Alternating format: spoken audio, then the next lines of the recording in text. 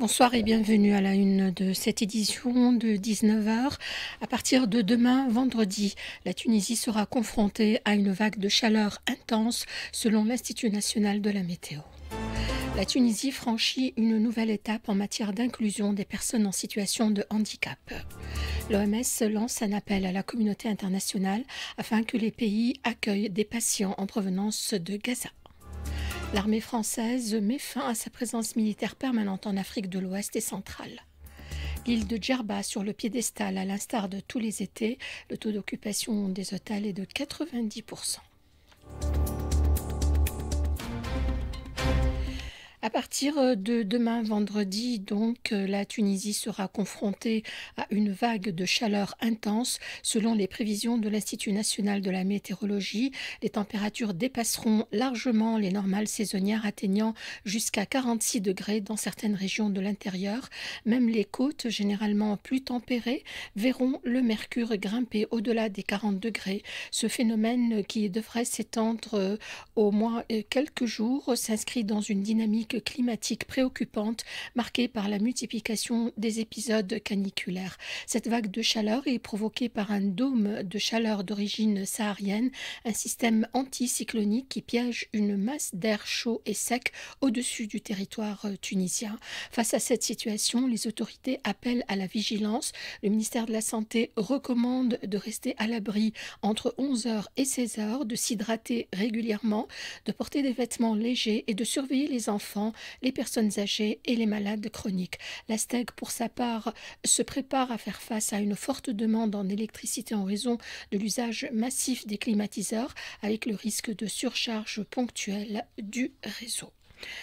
La Commission des finances et du budget relevant de la RP a approuvé un projet de loi relatif à la 13e souscription de la Tunisie au Fonds international de développement agricole pour la période 2025-2027. Ce fonds œuvre en Tunisie à valoriser la chaîne des valeurs et les projets rentables tels que le projet de développement agro-pastoral au sud-est, le projet de développement intégré dans le gouvernorat de Séliana et le projet d'inclusion socio-économique à Kérouan.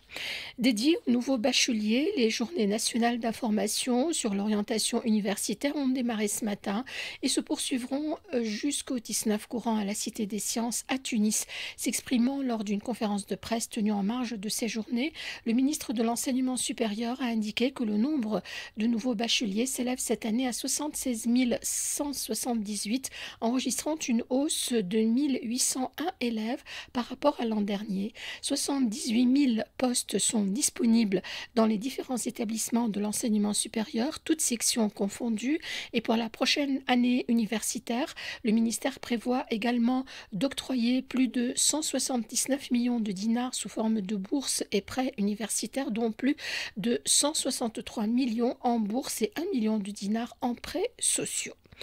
Le ministère des Domaines de l'État et des Affaires foncières a autorisé la vente au dinar symbolique au profit de l'établissement de la cité médicale des Aghlabides à Kérouan d'une parcelle de terre domaniale en vertu d'un décret publié hier dans le journal officiel de la République tunisienne. Cette parcelle de terre est de contenance totale de 552 hectares. Elle sera cédée pour la réalisation de la cité médicale Les Aghlabides à Kérouan. La Tunisie franchit une nouvelle étape en faveur de l'inclusion des personnes en situation de handicap. À partir d'aujourd'hui, une plateforme en ligne est accessible pour permettre aux personnes en situation de handicap de bénéficier d'un nouveau fonds de financement doté de 5 millions de dinars. Cette initiative vise à soutenir leur insertion professionnelle et sociale, annonce faite par le ministre de l'Emploi. La plateforme propose des prêts sans intérêt remboursables sur 8 ans pour encourager l'autonomie et l'entrepreneuriat de cette catégorie souvent marginalisée. Jihen Gaza, directrice générale du suivi du travail gouvernemental au ministère de l'Emploi et de la formation professionnelle, au micro de Rajab Namara. C'est une plateforme d'inscription pour les porteurs de projets, porteurs d'handicap. Donc chaque porteur d'handicap qui veut financer un projet, il doit s'inscrire pour la plateforme pour avoir un crédit d'environ de 10 millions de dinars, sans intérêt et sans garantie. Le Fonds national de l'emploi va prendre en charge les équipements ou le réaménagement des espaces si une personne porteur de handicap nécessite un aménagement spécifique. Deuxièmement, on va élaborer un programme d'accompagnement spécifique pour les porteurs de handicap et on va former un référent dans chaque bureau d'emploi ou espace entreprendre, dans chaque gouvernorat. La seconde mesure, c'est qu'on va prendre en charge gratuitement le test professionnel pour les porteurs de handicap. L'UTICA va prendre en charge 100 porteurs de handicap gratuitement et on va annoncer surtout le deuxième salon pour les porteurs de handicap au mois de décembre 2025. Sur la scène internationale, 10 Palestiniens sont tombés en martyrs. Plusieurs autres ont été blessés ce matin dans des frappes menées par l'armée de l'occupant sur la zone de Touam au nord de la bande de Raza et sur l'église de la Sainte Famille à l'est de la ville de Raza. L'église abritait des déplacés. L'Organisation mondiale de la santé a lancé un appel à la communauté internationale afin que les pays accueillent davantage de patients en provenance de la bande de Raza nécessitant une prise en charge médicale urgente. Cet appel intervient après l'évacuation médicale de 35 patients, majoritairement des enfants, vers la Jordanie, accompagnés de 72 membres de leur famille. C'est une déclaration alarmante qu'a faite Catherine Russell, directrice générale de l'UNICEF, devant le Conseil de sécurité de l'ONU. À Raza, une trentaine d'enfants, soit l'équivalent d'une classe entière, sont tués chaque jour en moyenne par l'armée israélienne depuis octobre 2023.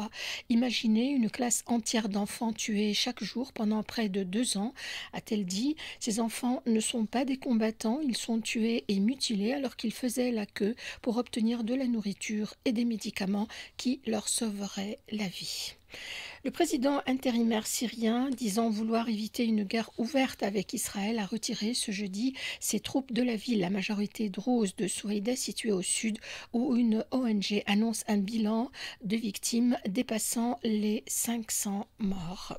La Russie a attaqué un centre commercial dans l'est de l'Ukraine avec une bombe aérienne de 500 kilos, tuant au moins 4 personnes et en blessant 27 autres. 54 magasins, 304 appartements et 8 véhicules ont été touchés. Un incendie s'est déclaré à la suite de cette attaque. Cela dit, les États-Unis s'efforcent de fournir très rapidement des armes à l'Ukraine dans le cadre du plan présenté lundi par Trump et envisagent de vendre des systèmes de défense aérienne Patriot provenant de leur propre stock. C'est ce qu'a déclaré l'envoyé de Washington auprès de l'OTAN. Un certain nombre de pays européens, dont l'Allemagne, la Norvège, les Pays-Bas, le Danemark et la Suède, se sont dit prêts à participer à ce plan. Reste la question de savoir où les trouver et comment les faire parvenir rapidement à l'Ukraine, pilonnés chaque jour par les forces russes. L'armée française a mis fin aujourd'hui à sa présence militaire permanente en Afrique de l'Ouest et centrale lors d'une cérémonie solennelle et historique à Dakar où elle a officiellement restitué ses 2 dernières installations militaires françaises au Sénégal. Ce retrait français amorcé ces dernières années intervient alors que la région du Sahel est confrontée à des attaques croissantes et très meurtrières au Mali, au Burkina Faso et au Niger. Dakar accueillait les troupes françaises depuis son indépendance en 1960. Tunisie, l'île de Djerba séduit encore et toujours. Le taux d'occupation des hôtels sur l'île des Rêves atteint actuellement les 90% avec 32 000 touristes hébergés dans les établissements hôteliers, sans compter ceux ayant opté pour d'autres types de logements comme les locations.